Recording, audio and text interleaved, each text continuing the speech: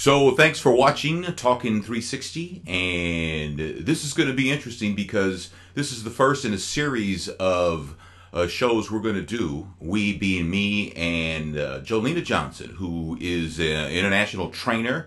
She has written 5 books. She has published 20 through her own publishing company, Mission Possible Press, and she joins me right now. Jo Lena, how are you? I'm great. How are you, Tony? I'm doing great. I'm great.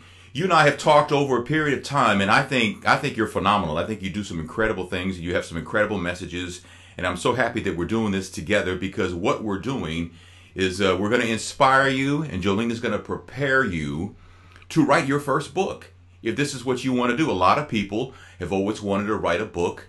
I think everybody has at least one book inside them, and if this is what you want to do, you've got a few inside you, I know. We're going to run through some things that you need to know. Now, this is only going to be the first in the series. There's going to be a few of these videos, but we're going to keep them fairly short so we don't lose your attention, okay? And the first part of this is going to be the 5 ingredients you need to start in your first book. You mentioned 5 of them, and what are they, Jo Lena? 1, the subject of the book. 2, the purpose of the book. In other words, the reasons you are writing and why you are qualified to do so. 3, the lesson or the message of the book. In other words, what you want to share, teach, or why it matters.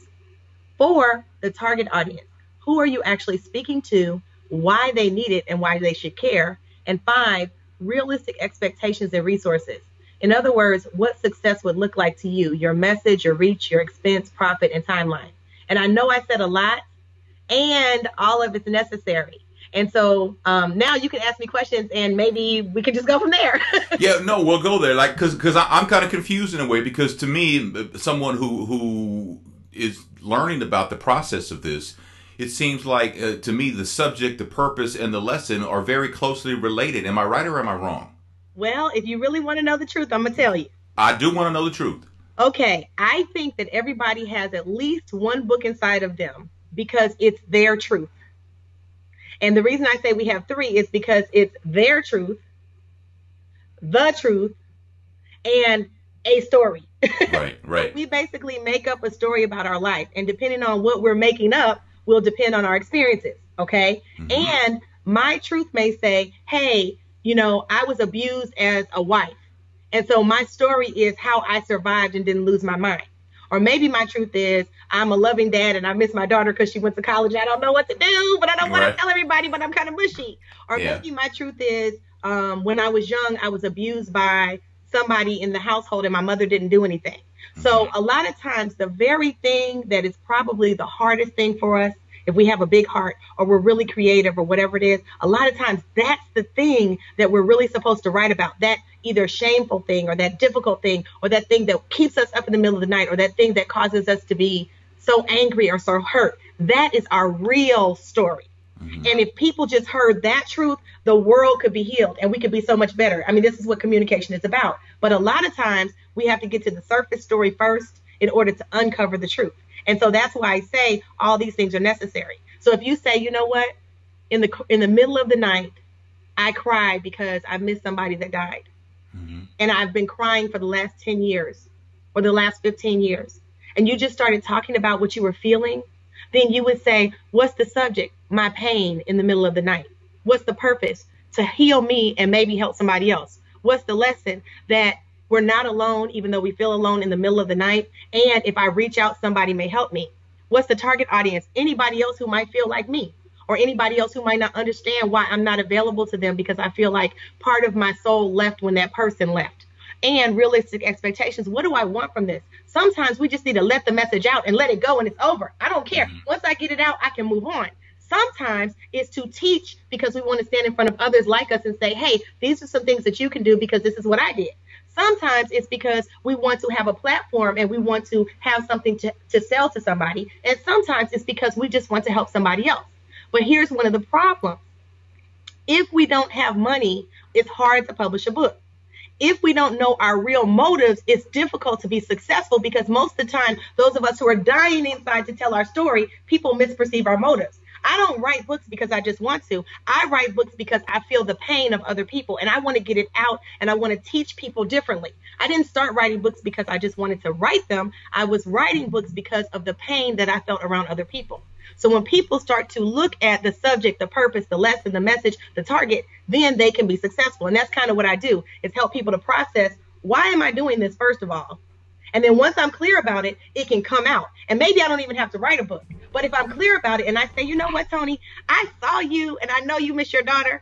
And I'm writing this book and I think you should get it because you miss your daughter. And daughters love their daddies. And so if you just call her or send her a little note, she's going to feel good. It'll make you feel good. It'll make me feel good. And I'm saying, and you should buy it. If it took me time to write it, then why wouldn't you invest $15 in something I said? Okay, I'm sorry it took so long, but that's my answer. Well, no, that's fine. Now, how hard is it? And by the way, if you're just joining us, I don't know how you did that because usually the videos start from the beginning, but they say that on TV. So, but Jo Lena Johnson is the publisher of Mission Possible Press.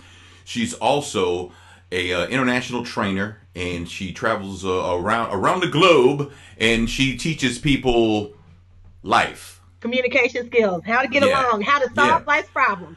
Well, let me ask you this about what a lot of people may run across, and I think I would probably have this problem too, is if when you're writing your book and you're telling your story, sometimes you tell a story and it leads you away from what your message is. And next thing you know, you're rambling.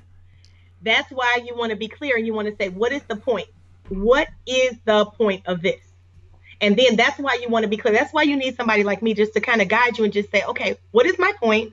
What is my purpose? If you follow those, now that I have that, what is the story I want to tell? Now, there's a new book that's coming out, one of my authors, and it is awesome. And it's called Total Deliverance for Your Glory. But let me just say, this was her first sentence. And then we wrote the book. I helped her write it. Here was the first sentence. I'm sorry, it's taking me a minute, you guys. Hold on. That's all right. Hold on. We don't have to edit it. It's just gonna take a minute. Okay. Here. It's not even in the book yet. It's not okay. It's not in book form. Okay. Unconditional love. All I ever wanted was to feel that someone loved me unconditionally. That's the beginning. Mm-hmm. Now, that's all she had. And then I said, tell me your story. And let me give you one paragraph. From age 23 until now, I have lived at 14 different addresses. I've had my lights turned off, gas turned off, even water turned off. I lived in a house for weeks with no electricity. I was evicted from most of those places. I've even had my things set outside and taken away. And she was in a 20-year abusive marriage. So the next chapter is every episode. That's how you write your book. The next chapter, drug habit. The next chapter, fighting. The next chapter, alone during delivery. The next chapter, the first blow. How did that happen? Because all she said was, first angry episode, he threw an entire cup of soda in my face. And then she just told what happened. Okay? That's how simple. Drug habit. He just came to me one day and said, we need to talk. And then he said, hey, there's something going on with me and I don't think I can stop. And then she told the story about what happened that day. And my advice as we wrap up this episode is, what is the story you want to tell? Pick a day. Or pick an incident, or pick a color. Pick something that helps you to define what the message is in that moment that you're trying to tell, and just tell that. And then after you've done that, move on to the next color, or move on to the next day, or move on to the next incident. And that's how you do it. All right. That's Jo Lena Johnson. She is publisher of Mission Possible Press. Our next episode is going to be 7 things to keep in mind as you complete your book, because it's a process. You just don't think of a subject and start typing and then take it to what is it, Kinko's or something, and get it made, printed. There's more to it if you don't want to waste your money. There's a lot more information that we have to share with you, and we will.